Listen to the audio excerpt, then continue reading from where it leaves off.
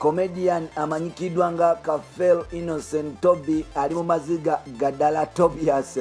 Innocent Kafel aka Dr. T. Amale ali musajja watu ali mu maziga avuddeyo n'akaba n'ategeeza ensi nga bwagenda mu maaso n'okuba nti Amisinga Group gye bagendanga mu maaso n'okuzanya emizannyo nayo emanyikiddwa nga Bizonto yatambula n'agenda mu maaso n'okuba nti alumya bangi omulangira Ndawusi n'anyiga Bizonto byennyini ne binyiga ensonga nno z'amagya nakuba nti yali afunye ettotomo mpola mpola yasobola okuba nti atambulamu n'abaleka abo ne bakaba amaziga so mukuba nti atambulamu ensi yagenze mu maaso nemukuba nemuwunyula kibooko n'asooka ategeera nti obaolyawo bali abantu bali bamugaso nga alina okuba nti akkiriza nti bali batabojjukira komedi we agenda mu maaso n'okuba nti atagalamu so n'olwekyo kati yatandise okuba nti anoonya weekwata ku kisubi takyalabawo Bizonto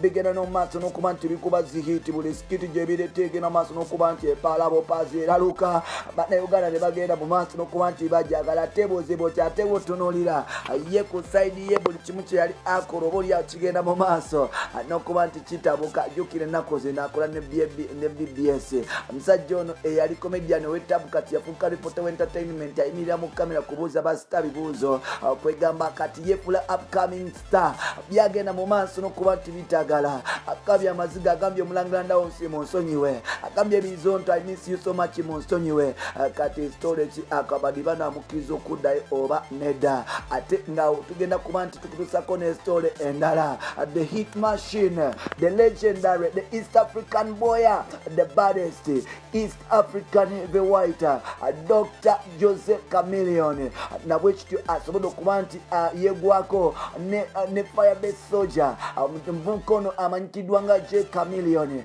asobola okuba nti yeggwako ne musajja mukulu amanyikiddwa nga ani ono nno mutabanyi wa Bobi Wine omuvubuka ono ayimbira ddala ebyaddala omuvubuka ono bamuyita 6 inch 10 birangirangi bakyekoze ku stage endulu neeraya era nga Chameleone is the baddest nkugambye yagenze mu maaso alina okuba nti abijakajaka era nga oba olyawo ekintu kyasobodde okuba nti kiraga nti talenti wa 6 birangi 10 watabo ddala Chameleone keyagenze mu maaso n'okuba nti agikola babaddewa tugenda kuba nti tubikutuusako right about now jjukira video ne kutuusibako bannaffe aba SBM abagenda mu maaso n'okuba nti bakutuusako ebizigo eby'ettabo kugatta n'obuwuwu obwa buli kika genda mu maaso n'okuba nti omanoonyako ku namba esimu zino wammanga katuke tugendeko mu bulango bakama baffe tukomewo straight away.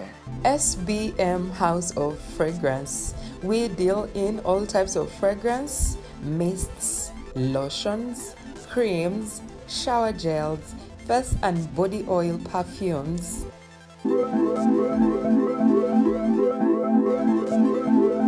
Contact us on 07043 00645 or 078 599 1435.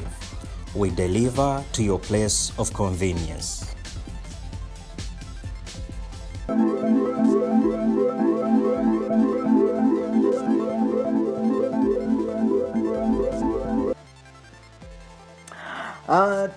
Kulikayo mulango babakama baffe tukwaniriza omukutu gwaffe omuganze ogumanyikiddwa nga Uganda Mukamooli amanya n'eddoboozi bamutantambi Jimso number one rich boy Maxudi Jiramedini Uganda webale kuba nti otambula naffe okuba nti otwagala webale kuba nti osubscribing ate nakuba nti osubscribing agenda maaso okuba nti osubscribing tambule ffenna omukutu guli gumu gwa Uganda Mukamooli genda maaso n'okuba nti okwata ku nobyo tusobole okuba nti tukivimbamu ffenna mpola mpola tusobole okuba nti tutambula naawe bwenkyokerera gwanga lyatu Uganda amawulire agaliwo agatandise okuba nti gateeka industry ku bunkenke n'okuba nti oba olyawo gateeka kuba fans abagabamu akaseko ku matama kwe kuba nti oba olyawo comedian amanyikiddwa nga Kafeero Innocent Toby oba Tobias omuvubuka ono bamuyita Dr. Amale eyagenda mu maaso n'okuba nti ayabulira Bizonto ekibiina kyatandikiramu kuba nti azanya akatemba nga bakyali ku Radio Simba. Omuvubuka ono yagenda mu maaso n'okuba nti atambula munabagamba I'm the biggest brand in the comedy industry about now. Temulina kye mungamba. I'm educated, nasoma journalism, temulina kye mungamba. So lwekyo yasobola okuba nti atambulamu ekintu ekya breaking Omulangira Ndawusi okaba amazika jukira Omulangira Ndawusi yagenda mu maaso n'okuba nti asportinga talent ezo n'okubawa opportunity ku Radio Simba nga omuvubuka Dr. Amale ayogerera ddala nga Tamale mirundi jukira byonna bibaawo.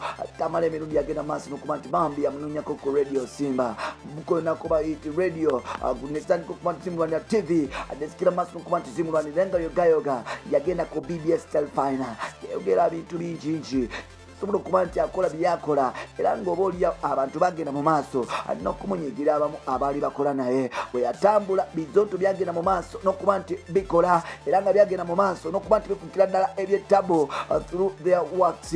Wetwogerera kati ye ekintu kyekigenda mu maaso n'okuba nti kitagala atandise okuba nti anoonya we yekwatako kisubi okusobola okuba nti afuna ze bayita ze comeback.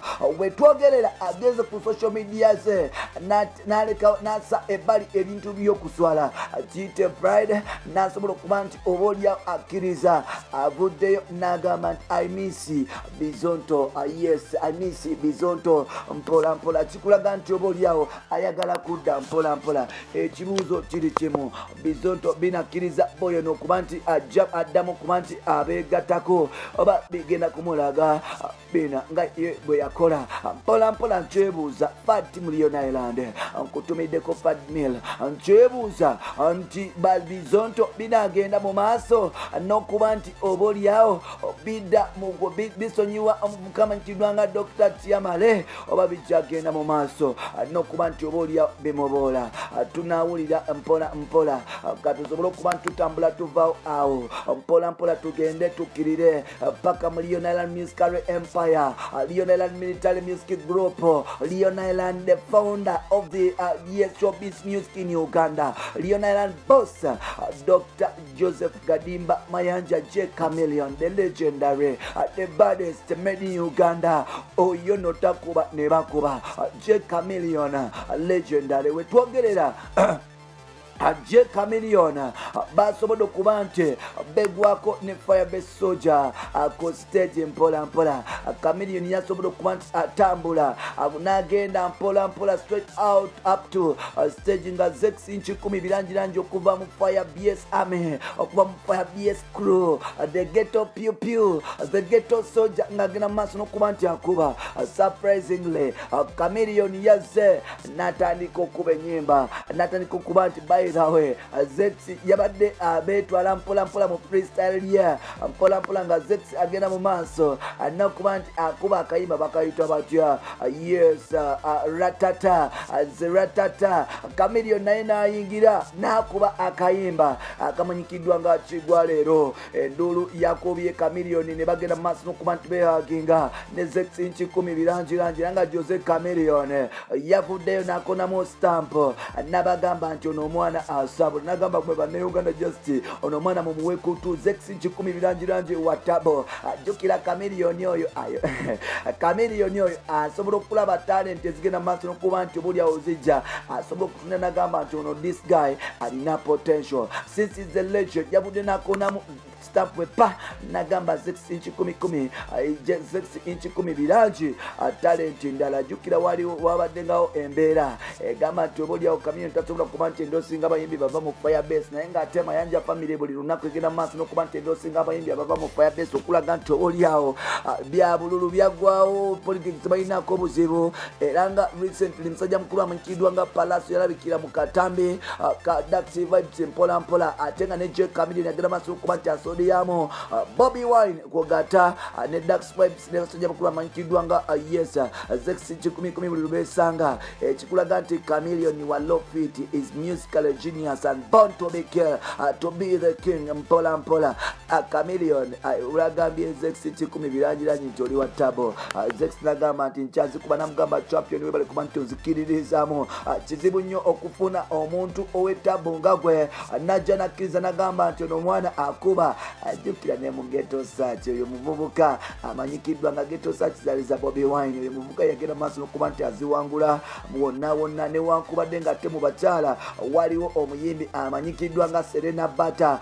That is 2012-2013 era nga yes talent search eyo mpola mpola yagenda maaso n'okuba nti etekebwamu ssente omugaga oba omuvubuka eyali ajja mpola mpola amanyikiddwa nga Papa Later on Melody naye nagenda maaso n'okuba nti azibamba mpola mpola. So Bobi Wine na building up Zex kikumi birangiranyi mu Fire BS kogatane chela manyikiddwa nga yes Nubianly bagenda maaso n'okuba nti bakola zibonde tuni ne bazisawo mpola mpola era nga wetwogerera tolina kyogamba Zex kikumi birangiranyi oyo mune wankubadde mwavutakwana mpola mpola agenda maaso n'okuba nti azikuba yes yakoze n'oluyimba ne Henry Lukoma abadde na magazine yalina ennyimba nyingi ezigenda maaso n'okuba nti alina wikiri palasa alina ziratate zagenda maaso n'okuba nti zokutezetabu mpola mpola ndala akyaleeta era nga tukyamuliize okusobola okuba nti muwagira bampita ntamjimzodo ngamba Rich Boy Maxwell Made in Uganda webale kwa tutamuna na kutuguligu mgwa Uganda Mukamooli kutumideko enagera maaso n'okuba nti atuwuliriza oli wa kitiibwa oli mwa muwendo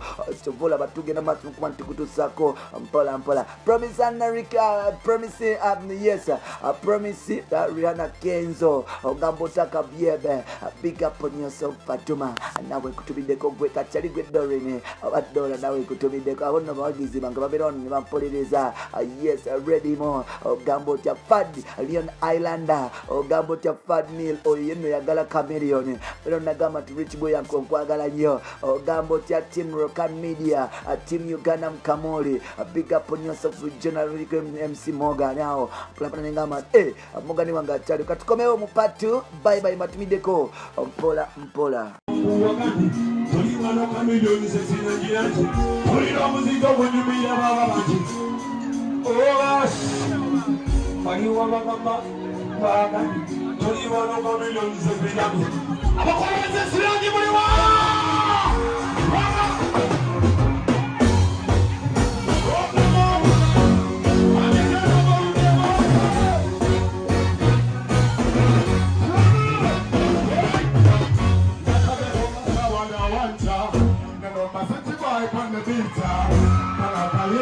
SBM House of Fragrance. We deal in all types of fragrance, mists, lotions, creams, shower gels, face and body oil perfumes.